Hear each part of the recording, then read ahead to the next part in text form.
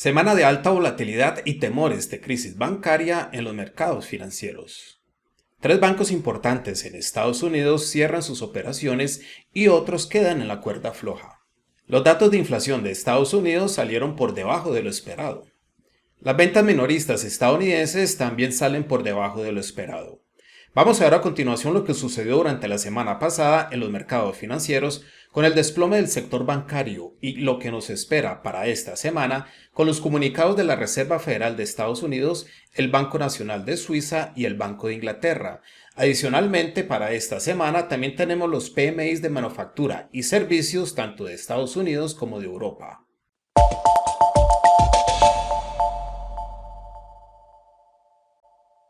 Hola, mi nombre es Alexander Londoño, analista de mercados del broker Active Trades. Aprovecho para invitarlos a que visiten nuestros canales de Active Trades y que compartan su contenido con sus amigos y familiares.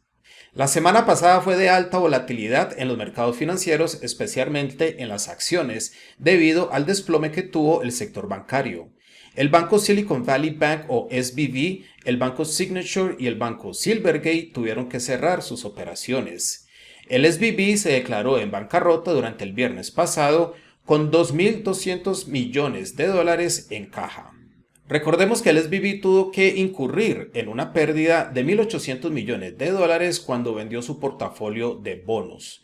Eso es debido a que los tipos de interés han estado subiendo y eso también hace subir la tasa de rendimiento de los bonos soberanos. El banco SVB tenía un portafolio bastante grande de bonos soberanos, el cual adquirió antes de que los tipos de interés empezaran a subir. Por lo tanto, el valor de esos bonos cayó. Es ahí donde el banco SVB tuvo que incurrir en esa pérdida de 1.800 millones de dólares. Sin embargo, la Reserva Federal, para evitar el colapso total del sector bancario en Estados Unidos, aceptó los bonos de estos bancos como garantía al precio nominal. Eso quiere decir que la Fed acepta los bonos al precio que se compraron antes de que los tipos de interés empezaran a subir. Y eso es para poder que estos bancos tengan liquidez para seguir operando. Otro banco en Estados Unidos, el First Republic Bank, también entró en aprietos durante la semana pasada y tuvo que ser rescatado por un grupo de bancos inversionistas de Wall Street como JP Morgan, Bank of America, Wells Fargo y Citigroup. Este grupo de bancos de Wall Street le inyectaron 30.000 millones de dólares al First Republic Bank, pero se teme que eso no sea suficiente para parar la caída de este banco. Estos son bancos de segundo nivel, no quiere decir que sean bancos pequeños. Estos bancos tienen requerimientos de reservas más bajos que los bancos más grandes. Y eso también contribuyó a que estos bancos no tuvieran liquidez para hacerle frente a la desaceleración económica y al alza de los tipos de interés. En Europa, las acciones del Credit Suisse, un banco con más de 160 años de historia, cayeron a mínimos históricos. Por primera vez en la historia, las acciones del Credit Suisse cotizaron por debajo de los 2 francos.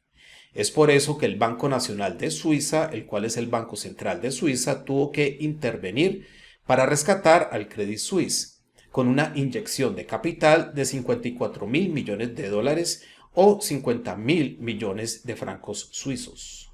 Al mismo tiempo, el Banco Nacional de Suiza instó al banco UBS para que comprara a Credit Suisse y evitara un desplome total de este banco.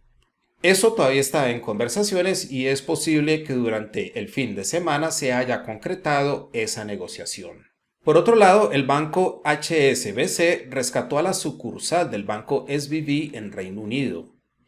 Este tipo de rescates que estamos viendo hace recordar a los inversores la crisis financiera del 2008, cuando las grandes instituciones financieras tuvieron que ser rescatadas por el gobierno. En realidad todavía no hemos entrado a una crisis tan profunda como en esa época, ya que, como les dije, los bancos de primer nivel sí están bien capitalizados. El problema es con los bancos de segundo nivel, especialmente los bancos que sirven a clientes en el sector de tecnología, como fue en el caso del banco SVB. Las acciones en Europa también se desplomaron, de hecho se desplomaron más que las acciones en Estados Unidos.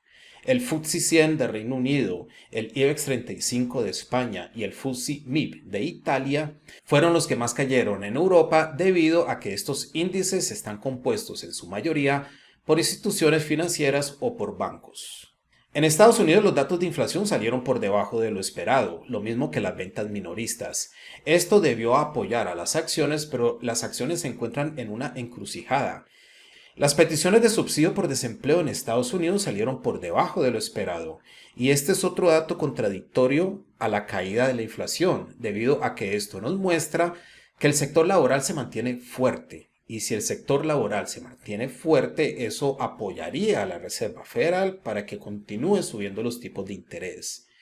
Aunque se espera que la Reserva Federal frene un poco el ritmo al que ha ido subiendo los tipos de interés precisamente por la crisis bancaria.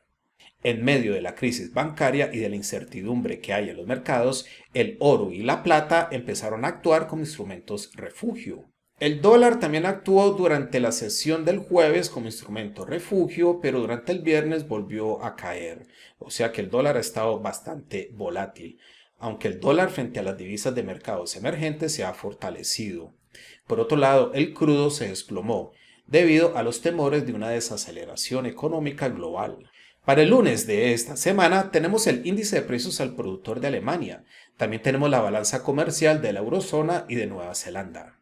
Para el martes tenemos el sentimiento económico del SIU de la eurozona y de Alemania, así como el índice de precios al consumidor de Canadá y el discurso de Christine Lagarde, presidenta del Banco Central Europeo. El miércoles tenemos datos de inflación de Reino Unido, tenemos el índice de precios al consumidor y el índice de precios al productor. Pero para el miércoles el dato más importante va a ser el comunicado de la Reserva Federal de Estados Unidos sobre política monetaria y tipos de interés.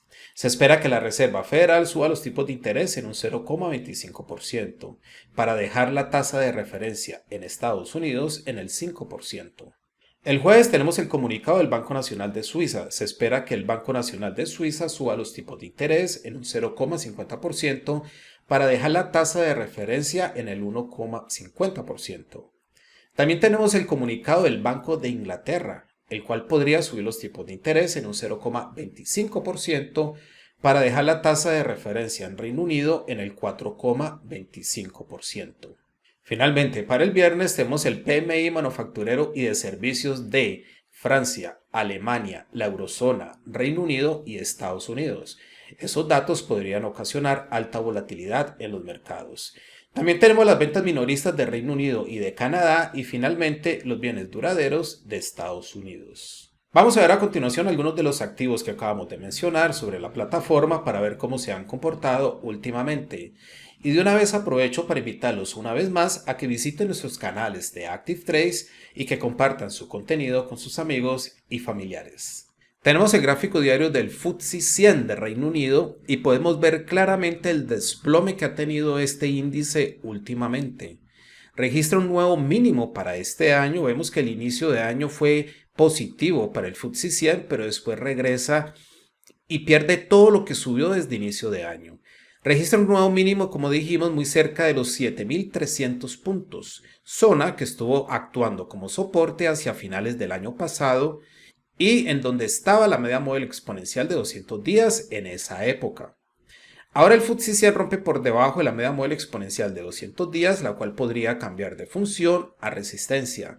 En caso de un retroceso alcista, esta zona de los 7.500 puntos podría actuar como resistencia para el FTSE 100. Sobre el gráfico diario del oro vemos el fuerte impulso alcista que ha tenido el metal precioso. Registra un nuevo máximo para este año en el 1988 y eso es debido a la aversión al riesgo o la incertidumbre que hay en los mercados financieros. Cuando eso sucede, el oro actúa como un instrumento refugio. Vemos que podría encontrar una zona de resistencia alrededor del 2000. Más arriba, en este pico, en los 2069, ahí también podría encontrar una resistencia el oro. Sobre el gráfico diario del petróleo Brent también vemos la fuerte caída que ha tenido este commodity. Llegó hasta el 71.39, su próximo soporte podría estar alrededor del 70.00. La caída del crudo se debe a que aumentan los temores por una recesión global. Eso afectaría a la demanda del crudo y es por eso que su precio viene cayendo. Sobre el gráfico semanal podemos ver mejor la caída y vemos cómo rompió por debajo de esta media móvil exponencial de 200 semanas. Al romper por debajo de esta media móvil exponencial de 200 semanas, es posible que el impulso bajista se acelere en el crudo.